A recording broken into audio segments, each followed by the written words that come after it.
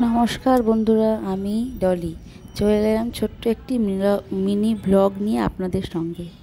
আজকে 5 অক্টোবর শনিবার। তো আজকে এই যে আমার গাছে এখনও ড্রাগন ফল হচ্ছে।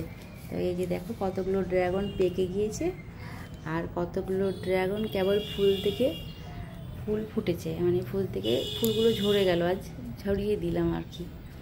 তো এই যে গাছে সব ফুল টুল ফুটে আছে, ভালো লাগছে, সুন্দর লাগছে। তো এই যে কত সুন্দর দেখো হলুদ ফুলটা। আর এই যে এখানে একটা ড্রাগন গাছ বড় হচ্ছে। আর চলে এসো এই যে আমার পদ্ম গাছ, এই ডালিয়া ফুল ফুটেছে। ডালিয়া না, সরি, শুধু ডালিয়া বলি, এটা সূর্যমুখী। একটা কত সুন্দর হয়ে সূর্যমুখী ফুল ফুটেছে, অনেকটা বড় হয়েছে। তারপরে এই যে আমার পদ্ম গাছগুলোও খুব সুন্দর বড় বড় হচ্ছে, ডালগুলো বেশ মোটা হচ্ছে। আশা করি এবার হয়তো ফুল ফুটবে, ফুলের আশায় আছি। যখনই ফুল আসবে, কুড়ি আসবে, তোমাদের সঙ্গে আগে শেয়ার করব।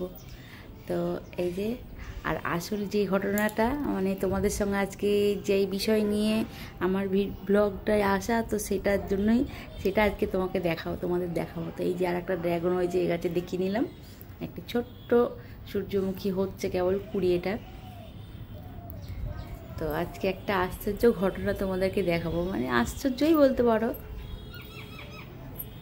মিষ্টির দোকান থেকে আমরা যেমন পরোটা কিনে এনে খাই এখানে, তো ওই সেই মিষ্টির দোকানের পরোটা নিয়ে এসেছিলাম, তার সঙ্গে চাটনি দিয়েছিল, আমড়ার চাটনি। তো সেই আমড়ার চাটনি আমরা খাওয়ার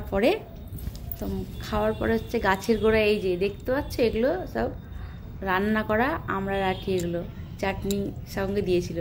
তো যাই হোক, গাছের গোড়ায় নোংরার সঙ্গে আমরা এগুলো ফেলে দিয়েছিলাম। তো দেখো এই যে রান্না করা আমড়ার আঁটি থেকে, এই যে সেদ্ধ গাছ আঁটি থেকে এই যে একটা আমড়ার ছোট্ট চারা বেরিয়ে গিয়েছে। দেখো কি করে সম্ভব, এটা রান্না করা জিনিসের মধ্যে দিয়ে আবার গাছ হয়েছে। এই যে এটা হচ্ছে আশ্চর্য ব্যাপার, আর কিছু না। এই দেখো, এগুলো থেকে হয়নি, একটা থেকে হয়েছে। আমি নোংরার সঙ্গে ফেলেছিলাম এখানে, মানে